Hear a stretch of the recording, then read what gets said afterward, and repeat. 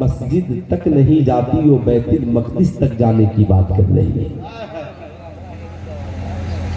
جو لوگ رسول اللہ کی سنت کو نہیں سجاتے وہ صاحب شریعت بچانے کی باتیں کر رہے ہیں۔ یہودیوں نے کہا تھا صلاح الدین ایوبی ہم مسلمانوں کے ایمانوں کو اتنا کمزور کر دیں گے کہ آذان سن کر بھی مسلمان مسجدوں تک نہیں پہنچ پائیں گے، قرآن ان کے گھروں میں ہوگا مگر مسلمان تلاوت نہیں کر پائیں گے، چادریں ان کے گھروں میں ہوں گی مگر بیٹیوں کا سر دوپٹوں سے خالی ہوگا، مزاروں پر چادریں چڑھیں گی عورتوں کے سروں سے دوپٹہ اتر جائے گا، مسجد میں نمازی ہوں گے مگر دل میں خلوص اور للہیت نہیں ہوگی۔ آج ہم جہاں پر جیوت اور زندہ ہیں، آج آپ سینے پہ ہاتھ رکھ کر سوچیں ہماری بیٹیوں کے سر سے دوپٹہ اتر رہا ہے اور ایک مزار پہ لاکھوں چادریں چڑھ رہی ہیں۔ آج ہماری بہووں کے سروں سے دوپٹہ اتر رہا ہے، 1 کروڑ چادریں مزاروں پر چڑھ رہی ہیں۔ مزار شریف پر چادریں چڑھائیے مگر مزاروں پہ چادریں چڑھانا بھی مبارک ہو، اس سے پہلے اپنی بیٹیوں کے سروں پہ چادریں چڑھائیے تاکہ آپ کی بیٹیاں جب گھر سے نکلے زمانہ دیکھ کر کہے سیدہ خاتون جنت کی خادمہ آ رہی ہے۔ سبحان اللہ، واہ واہ واہ، زندہ باد زندہ باد۔ کیا کہنے ہیں، سیدہ خاتون جنت کی خادمہ آ رہی ہے۔ انشاءاللہ ایک پتھر کی بھی تقدیر سنور سکتی ہے، ایک پتھر کی بھی تقدیر سنور سکتی ہے، شرط یہ ہے اسے قرینے سے تراشا جائے، شرط یہ ہے اسے قرینے سے تراشا جائے۔ اپنی مٹی پہ ہی چلنے کا طریقہ سیکھو، سنگ مرمر پہ چلو گے تو پھسل جاؤ گے، سنگ مرمر پہ چلو گے تو پھسل جاؤ گے۔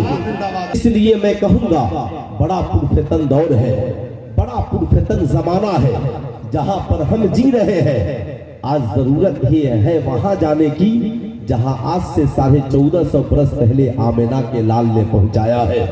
برا مت مانیے گا، ICC ورلڈ کپ چل رہا ہے، ساری دنیا کرکٹ دیکھنے میں مست ہے مگر برا مت مانیے گا جتنی ٹیمیں کھیل رہی ہیں، دنیا کا سب سے سپر پاور ملک ہے امریکہ، چاہے تو بھارت جیسی 10 ٹیموں کو کھلا سکتا ہے مگر بتائیے اس کی کوئی ٹیم ورلڈ کپ میں کھیل رہی ہے۔ دوسرا سپر پاور ملک ہے راشیا مگر بتائیے اس کی کوئی ٹیم ورلڈ کپ میں کھیل رہی ہے۔ تیسرا سپر پاور ملک ہے چائنا صاحب مگر اس کی کوئی ٹیم ورلڈ کپ میں کھیل رہی ہے، اس لیے کہ امریکہ جانتا ہے اگر ہمارے بچے صرف کھلاڑی بنیں گے، ٹیسٹ کھیلیں گے 5 دن ملک پیچھے چلا جائے گا، ون ڈے کھیلیں گے 1 دن پیچھے چلا جائے گا۔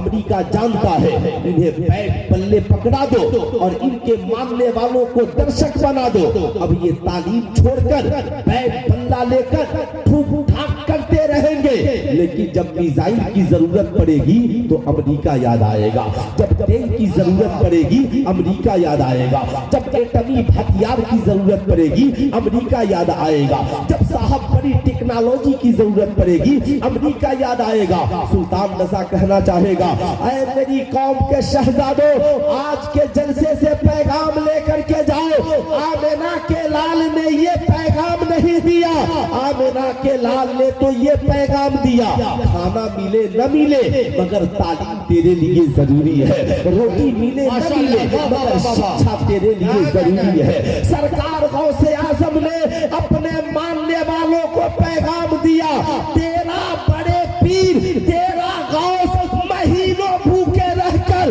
تعلیم حاصل کر رہا ہے، کم سے کم تو اپنے پیرانے پیر کے نقشے قدم پہ چل کر 1 دن بھوکے رہ کر پڑھ لے گا۔ سرکار غوث اعظم کی سنت زندہ ہو جائے گی، سرکار غوث اعظم کا طریقہ زندہ ہو جائے گا۔ لیکن صاحب جس قوم کو پڑھائی کے دسترخوان پہ نبی نے بیٹھایا، جس قوم کے لیے تعلیم کو کمپلسری کیا گیا، جس قوم کے لیے تعلیم کو انیواج کر دیا گیا، جس قوم سے اللہ کے نبی نے خطاب کیا، طلب العلم فریضۃ علی کل مسلم و مسلمہ، علم حاصل کرنا ہر مسلمان مرد عورت پر ضروری ہے۔ مرد ہو تو بھی پڑھے، عورت ہو تو بھی پڑھے، بچہ ہو تو بھی پڑھے، بوڑھا ہو تو بھی پڑھے۔ آپ کہیں گے سلطان رضا بچے کب سے پڑھیں گے؟ آپ کے ذہن میں یہ بات آتی ہے بچے 3 سال کے ہوں گے تو پڑھیں گے، بچے 6 سال کے ہوں گے تو پڑھیں گے۔ ہوتا تو یہی ہے، مگر آج زمانے والوں، آج جو لوگ اسلام پہ کمنٹ کر رہے ہیں، آج جو ہماری قوم کی بیٹیاں کہتی ہے مولانا صاحب ہم آپ کے کہنے کے مطابق زندگی گزاریں گے، ہماری مرضی، ہم چاہے دوپٹہ اوڑھے نہ اوڑھے، ہمارا جسم ہم چاہے نمائش کریں، آپ کا کیا جاتا ہے؟ ہم جیسے چاہے زندگی گزاریں۔ ہم کسی مولوی کے کہنے پہ زندگی کیوں گزاریں گے؟ ہم کسی حافظ قرآن کے کہنے پہ زندگی کیوں گزاریں گے؟ ہم کسی عالم کے کہنے پہ زندگی کیوں گزاریں گے؟ صاحب میں آپ کو بتانا چاہوں گا، اے میری قوم کے شہزادوں، آج سے کچھ سالوں پہلے ٹی وی ڈیبیٹ میں صاحب ایک انجینئر سے سوال کیا گیا، انجینئر صاحب آپ مسلمان ہیں، بھارت میں کروڑوں لوگ انجینئر ہیں، اربوں لوگ پروفیسر ہے، مولانا لوگوں کی تعداد بڑی کم ہے، مگر آپ لوگ انجینئر ہو کر ایک مولانا کے پیچھے چلتے ہیں، آپ لوگ ڈاکٹر ہو کر ایک مولانا کی اقتدا کرتے ہیں، آپ لوگ پروفیسر ہو کر ایک حافظ قرآن کی پیروی کرتے ہیں۔ صاحب وہ انجینئر صاحب دنیا دار نہیں تھے، جانتے تھے۔ انہوں نے کہا وہ میڈیا والوں مجھ سے سوال کر رہے ہو، بے شک میں انجینئر ہوں، میں پروفیسر ہوں، میں ڈاکٹر ہوں، میں کالج میں پڑھاتا ہوں، مگر میں مسجد میں جاتا ہوں نا تو حافظ قرآن کی پیروی کرتا ہوں، جب میں کھاتا ہوں نا تو اپنے علماء کی اقتدا کرتا ہوں۔ اس نے کہا کیوں؟ وہ تو ٹوٹی جھوپڑی میں پڑھ کر آتے ہیں، وہ تو ٹوٹی چٹائی پہ پڑھ کر آتے ہیں۔ اس لیے یاد رکھیے گا، عالم کو عالم کی نظر سے دیکھیے، عالم کو ہمیشہ عالم کی نظر سے دیکھیے، چاہے آپ کی بستی کا عالم ہو، چاہے الجامع کی مشرقیہ میں پڑھانے والا شیخ الحدیث ہو، عالم کو عالم کی نظر سے دیکھیے۔ اب یاد رکھیے گا زندگی میں ان باتوں کو خوب یاد رکھیے گا۔ اس نے کہا میڈیا والوں پوچھنا چاہتے ہو میں ڈاکٹر بنا ہوں، مگر دنیا کے رائٹروں کی لکھی ہوئی کتابوں کو پڑھ کر، میں انجینئر بنا ہوں، دنیا کے رائٹروں کی لکھی ہوئی کتابوں کو پڑھ کر، میں نے انٹر کیا ہے، دنیا کے رائٹروں کی لکھی ہوئی کتابوں کو پڑھ کر، میں پروفیسر بنا ہوں، دنیا کے رائٹروں کی لکھی ہوئی کتابوں کو پڑھ کر، مگر میری مسجد کا ایک غریب امام حافظ قرآن بنا ہے تو اللہ کی نازل کی ہوئی قرآن کو پڑھ کر بنا ہے۔ اب صاحب انجینئر بول رہا ہے، وہ میڈیا والوں وہ تو اللہ کی نازل کی ہوئی قرآن کو پڑھ کر حافظ بنا ہے، وہ تو رسول اللہ کی حدیث کو پڑھ کر عالم بنا ہے، وہ تو بخاری مسلم اور ترمذی کو پڑھ کر عالم بنا ہے۔ اس لیے سنو، جو خدا کی کتاب پڑھ کر حافظ بنتا ہے، ہم انجینئر بن کر بھی اس کی پیروی کرتے ہیں، ہم ڈاکٹر بن کر بھی اس کی پیروی کرتے ہیں، اس لیے کہ دنیا کی ساری کتابیں ایک طرف اور تنہا اللہ کی نازل کردہ کتاب قرآن ایک طرف۔ نہ انسان قرآن کا مقابلہ کر سکتا ہے، نہ عالم قرآن اور حافظ قرآن کا مقابلہ کر سکتا ہے۔ سبحان اللہ، واہ واہ واہ۔ ظاہر سی بات ہے، اس لیے میں آپ کو کہنا چاہوں گا آج کے بعد یہ نہ کہنا مولوی کی بات نہیں، مولوی کی بات نہیں ہے، مولوی اپنی طرف سے نہیں، مولوی تو قرآن کی بات کرتا ہے، مولوی تو حدیث کی بات کرتا ہے۔ یہاں جو بھی شخص کھڑا ہوگا صاحب بہت بڑی اس کی ذمہ داری ہے۔ آئیے میں آپ کو ایک بات بتانا چاہوں گا، آج میری قوم کی شہزادیاں بھی آئی ہیں اور آپ بھی آئے تشریف لائے، کہا مسلمان کے کھانے کا طریقہ یہ ہے دسترخوان بچھا دیا جائے، سب کو بیٹھا دیا جائے، ساتھ میں بیٹھ کر کھانا کھایا جائے تاکہ برکت کا نزول ہو۔ 4 کا کھانا 10 کے لیے کافی ہو جائے، 10 کا खाना 25 के लिए काफी हो जाए। मगर यहाँ हाल तो ये है, उर्स में बेटियां खड़े खड़े गुलगप्पा खा रही है, जलसे में नौजवान खड़े खड़े चाय पी रहे हैं। साहब इस्लाम आज कॉलेज से हमारी घर की बेटियां नकाब पहन के कॉलेज से पढ़कर आती है, खड़े खड़े होटलों में बैठकर खा रही है। मैं कहूंगा कौम की शहजादियों, बैठकर खाना आइए ना, बैठकर अदब से खाओ। ये क्या तरक्की है? मैं आपसे कहना चाहूंगा, आपकी तरक्की आपको मुबारक हो। साहब जानवर और इंसान में फर्क यही है कि जानवर खड़े होकर खाता है। आपने कभी घोड़े को बैठकर खाते नहीं देखा होगा, आपने कभी बैल को बैठकर खाते नहीं देखा होगा, आपने कभी गाय को बैठकर खाते नहीं देखा होगा। जितने जानवर हैं खड़े खड़े खाते हैं। अगर हम भी इंटर करके खड़े खड़े खाएं, हम भी बीए पढ़कर खड़े खड़े खाएं, हम भी कॉलेजों में तालीम हासिल कर कर खड़े खड़े पानी पिए, तो बताओ ये जानवर तो इस मकाम पे आपसे पहले पहुंच चुका है। आज शादी की पार्टियों में यही हो रहा है। साहब मुसलमान दस्तरखान पे नहीं, बड़ा तरक्की कर गया है। अब साहब बब सिस्टम खाना चल रहा है, जहां पे जानवर 1400 बरस पहले पहुंचा था, आज का इंसान पढ़ लिख कर वहीं पहुंच गया है। ऐ मेरी कौम के शहजादों, आज तुम नबी की सुन्नत पे अमल नहीं करते हो और कहते हो कामयाबी हमारी जिंदगी में नहीं है। मैं कहूंगा मेरी कौम की शहजादियों, कॉलेज में रहना, शादी ब्याह में जाना, कोई अगर तुझे खड़े होकर खाने के लिए कहे तो कह देना, हम पढ़ लिख कर जानवर बनने नहीं आए हैं, हम इंसान की औलाद है, इंसान बनकर जीने के लिए आए हैं। हम नबी की सुन्नत के मुताबिक पानी पिएंगे मगर बैठकर, चाय पिएंगे मगर बैठकर, खाना खाएंगे मगर बैठकर। याद रखना, खड़े होकर खाना ये जानवरों का तरीका है, और दस्तरखान बिछाकर सबके साथ खाना ये आमिना के लाल का तरीका है। बोलिए कितने लोग हैं जो नबी की सुन्नत पे अमल करना चाहते हैं? होना चाहिए कि नहीं होना चाहिए? माशाअल्लाह, पूरा मजमा हाथ उठाकर बताइए, होना चाहिए ना? आज के बाद आप कहीं शादी में जाइए, पब सिस्टम इंतजाम हो, डायरेक्ट बोलिए, किसी का घर हो, कहिए साहब माजरत खा, निकाह नबी की सुन्नत हम आ गए, मगर ये जो आप खाना खिला रहे हैं खड़े खड़े, ये नबी की सुन्नत नहीं है, और जहां नबी की सुन्नत न हो वहां हम खाना नहीं खाते हैं। साहिब सी बात है। आज जरा सीने पे हाथ रख करके सोचिए, मैं बता रहा था, ऐ मेरी कौम की शहजादियों सुनो, आज जमाने का नजरिया बिगड़ता जा रहा है। वजह यह है हमारे घरों में कुरान है, मगर कुरान की तालीम हमारी जिंदगी में नहीं है। अब साहब वो नौजवान हजरत उमर के पीछे नमाज पढ़ने पहुंचा है। हजरत उमर के पीछे हजरत उमर की इब्तिदा में है। नमाज खत्म हुई, हजरत उमर इब्ने खत्ताब ने नौजवान से पूछा, नौजवान नए नए मस्जिद में आए हो? कहा हाँ हुजूर, नया नया आया हो। देखकर पहचान गए। कहा सुनो, दिल भी अच्छा रखना, मन भी अच्छा रखना, निगाहें भी बेहतर रखना। सुनो, खुदा की बारगाह में आए हो, पाकीज़गी के साथ नमाज पढ़ो, रहो, की बारगाह में हासिल हो गए हो, फिर क्या कहना। अब साहब हजरत उमर इब्ने खत्ताब के पीछे नमाजें पढ़ रहा है। क्या पूछना, उस उमर की सोहबत का असर ये हुआ, 20 दिन में इस नौजवान के दिल की दुनिया बदल गई। अब साहब इसने गुनाहों से तौबा कर लिया। 40 दिन होते होते आशिक़े मुस्तफा बन गया। कहा जाता है ना कि अगर किसी को पाकीज़ा बनना हो, 40 दिन गुनाहों को छोड़ दे, सिर्फ 5 जमात 40 रोज नमाज पढ़ ले, ऐसा असर होगा, दुनिया भी हसीन होगी, आखिरत भी हसीन होगी। नौजवान ने सारे गुनाहों से तौबा कर लिया।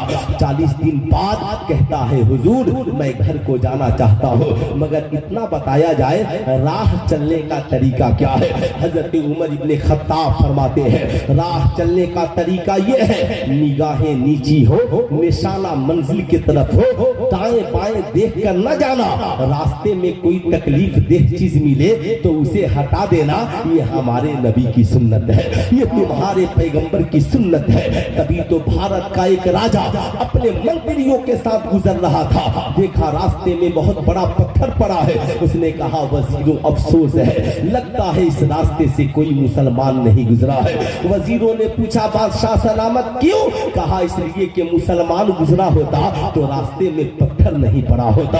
अब जरा सोचिएगा कि एक वो जमाना था تھا جب پتھر ہٹانے والوں کو مسلمان کہا جاتا تھا اور آج پتھر چلانے والوں کو مسلمان کہا جا رہا ہے. کتنا وقت بدل گیا, کتنا کردار بدل گیا. میں مگر بھارت کی میڈیا سے کہنا چاہوں گا, پتھر چلانے والوں کو تم دکھاتے ہو یہ پتھر چلانے والے مسلمان ہیں. میں کہوں گا ان مجبوروں کی پتھروں کو نہ دکھاؤ جو بم بارود کے سامنے پتھر چلا رہے ہیں. اگر دکھانا ہے تو اس نبی کے کردار کو دکھلاؤ جو طائف کے میدان میں پتھر بھی کھا رہا ہے اور کفار کے لیے ایمان اور سلامتی کی دعا بھی کر رہا ہے, زمانے کو بتا رہا ہے. پتھر چلانا اسلام کی پہچان نہیں, پتھر کھا کر ہدایت کی دعائیں دینا یہ رسول اللہ کی سنت ہے. کیا سنت ہے, آمنہ کے لال کا کردار ہے. میں بتانا چاہوں گا, اب صاحب جب یہ نوجوان مسجد سے نکلا ہے نا, نگاہیں نیچی ہے, راہ میں پتھر ہٹا رہا ہے, راہ میں کانٹے ہٹا رہا ہے, صاحب پتھروں کو ہٹا رہا ہے. اللہ اللہ نوجوان چل رہا ہے, وہ عالمہ لڑکی بھی کھڑی ہے, انتظار کر رہی ہے. ایسا نہ ہو کہ آنے والا شہزادہ یہ سمجھے اس پڑھی لکھی لڑکی نے مجھ سے جھوٹ بولا ہے, مگر وہ عالمہ لڑکی جس کی نیت پاکیزہ, جس کا اخلاق پاکیزہ, جب یہ نوجوان وہاں سے گزرا ہے تو اب تو عاشق مصطفیٰ بن چکا ہے. نگاہیں نیچی ہے, گزر گیا, لڑکی کھڑی کی کھڑی رہ گئی, مڑ کر بھی دیکھنا گوارا نہ کیا. جس عمر سے ملاقات سے پہلے ہر روز جس عورت کا پیچھا کرتا تھا, آج اس نے مڑ کر بھی اس عالمہ کو نہیں دیکھا. اس نے دامن پکڑ لیا.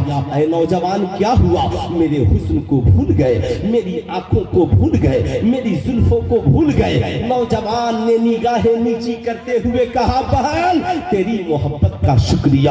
لہجہ بدل گیا ہے صاحب, طریقہ بدل گیا ہے, بولنے کا مزاج بدل گیا ہے. اے میری قوم کی شہزادیاں, تم چاہ دو تو نظام بدل سکتا ہے, تم چاہ دو تو صاحب خاندان بدل سکتا ہے, تم چاہ دو معاشرے میں انقلاب آ سکتا ہے. اس لیے کہ بیٹا پڑھتا ہے تو ایک زندگی سنورتی ہے, اور بیٹی پڑھتی ہے تو نسلیں سنور جاتی ہے, نسلیں سنور جاتی ہے. اللہ اللہ, اب یہ نوجوان ہے کہتا ہے, بہن تیری محبت کا شکریہ. اب میری نگاہوں میں یہ تاب نہیں کہ تجھے دیکھو, تو نے مجھے عمر تک پہنچایا اور عمر نے مصطفیٰ جانے رحمت تک پہنچا دیا ہے. میرے امام کہتے ہیں وہ کمال حسن حضور ہے کہ گمانے نقشے جہاں نہیں, وہی پھول خار سے دور ہے, وہی شمع ہے کہ دھواں نہیں. کروں تیرے نام پہ جا فیدا, ایک جان نہیں دو جہاں فیدا, تو جہاں سے بھی نہیں جی بھرا, کروں کیا کروڑوں جہاں نہیں. اللہ اللہ, صاحب اب وہ عالمہ لڑکی کہتی ہے نوجوان اللہ کا کرم ہے تو بدل گیا ہے. اب یہ نوجوان کہتا ہے, بہن مگر اتنا تو بتا, تو چاہتی تو مجھے پھانسی کے پھندے پہ لٹکا سکتی تھی, تو چاہتی تو مجھے دھلے لگوا سکتی تھی, مگر اتنا بتا تو نے مجھے عمر کے پیچھے کیوں بھیج دیا. اس نے کہا, سنو تیری نگاہ بدل گئی تھی, تیرا نظریہ بدل گیا تھا, تیرا اخلاق بگڑ گیا تھا. میں نے سوچا اگر تجھے بھگا دوں تو آج میرے پیچھے پڑا ہے, کل کسی اور کے پیچھے پڑے گا, پرسوں کسی اور کے پیچھے پڑے گا. نہ جانے کسی گناہوں سے پاک کیا جائے, تیری زندگی کو پاکیزہ بنایا جائے, تیرے اخلاق کو اچھا بنایا جائے. میں ایک عالمہ ہوں, میں نے قرآن شریف کا مطالعہ کیا ہے. میرا اور تیرا رب قرآن میں فرماتا ہے, ان الصلاۃ تنہا عن الفحشاء والمنکر, بے شک نماز بے حیائی اور بری باتوں سے روک دیتی ہے. میں نے سوچا کہ سب سے بہتر یہ ہے, شراب سے روکنے سے پہلے, جوا سے روکنے سے پہلے, زنا سے روکنے سے پہلے, بے حیائی برائی سے روکنے سے پہلے, کیوں نہیں تجھے نمازی بنا دیا جائے. جب تو نمازی بن جائے گا سارے گناہوں سے خود بخود تو رکتا چلا جائے گا. اس لیے میں اپنی قوم کے شہزادے اور شہزادیوں سے کہوں گا, آپ اپنی اولادوں کو, آپ اپنی اولاد چاہتے ہیں, آپ کی اولادیں باحیا ہو, آپ کی اولادیں باشرم ہو, آپ کی اولادیں نیک ہو, آپ کی بیٹیاں صاحب کردار ہو, آپ کی بیٹیاں بد کرداری کے شکار نہ ہو, تو اپنی اولادوں کو بیٹا ہو یا بیٹی میٹرک کرانے سے پہلے، انٹر کرانے سے پہلے، BA کرانے سے پہلے، سارے نظام سے پہلے اپنے بیٹے اور بیٹیوں کو نمازی بنا دیجئے، انشاءاللہ آپ کی اولادیں نمازی بن جائیں گی۔ شراب ان کی زندگی میں نہیں ہوگا، جوا ان کی زندگی میں نہیں ہوگا، زنا ان کی زندگی میں نہیں ہوگا، بے حیائی اور برائی ان کی زندگی میں نہیں ہوگی، اس لیے کہ ہر گناہ کا ایک علاج ہے اور اس علاج کا نام ہے بس۔ اے میری قوم کی شہزادیوں، تم صرف مزاروں پہ تعویذیں لکھوانے جاتی ہو، بے شک تعویذوں سے فائدہ ہوتا ہے، اور آپ اپنی زندگی کو پاکیزہ بناؤ، گھروں میں مصلی کو بچھاؤ۔ رسول اللہ کی بیٹی کا مصلی بچھتا تو رات ختم ہو جاتی مگر سجدہ ختم نہیں ہوتا۔ اے میری قوم کی شہزادیوں، مصلی بچھانے والی بنو مصلی، آپ بھی نمازی بنیے، اپنی اولادوں کو بھی نمازی بنائیے۔ بولیے ہونا